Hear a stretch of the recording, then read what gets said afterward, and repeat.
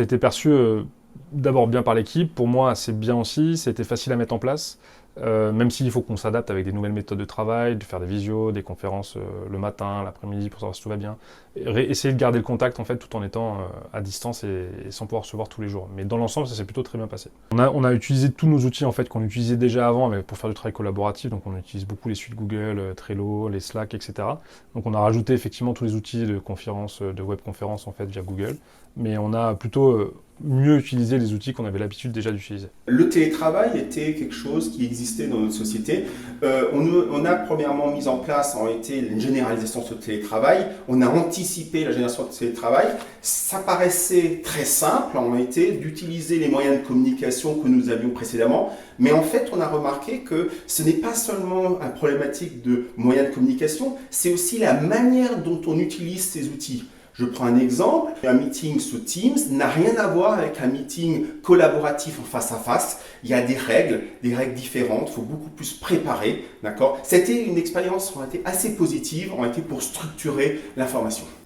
Donc de notre côté, le télétravail, c'est quelque chose qu'on a déjà dans l'ADN. On travaillait déjà avant d'être au labo pendant 3 ans à domicile ou de n'importe quel matériel, n'importe quel lieu. On avait l'habitude de travailler de cette façon, donc on n'a eu aucun changement de notre côté.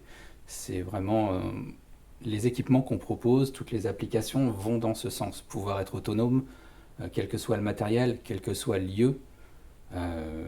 On a accès à tout notre environnement, toutes les applications importantes pour continuer de travailler. Le côté positif du télétravail, c'est pour moi, sous réserve de bien l'organiser, c'est-à-dire d'avoir un emplacement vraiment dédié au travail, c'est de pouvoir gérer le planning différemment, plus posément en fonction des contraintes personnelles, mais aussi, pas uniquement des contraintes, mais aussi de profiter de la famille en finissant plus tôt, en faisant une pause le midi un peu plus longue et changer de rythme.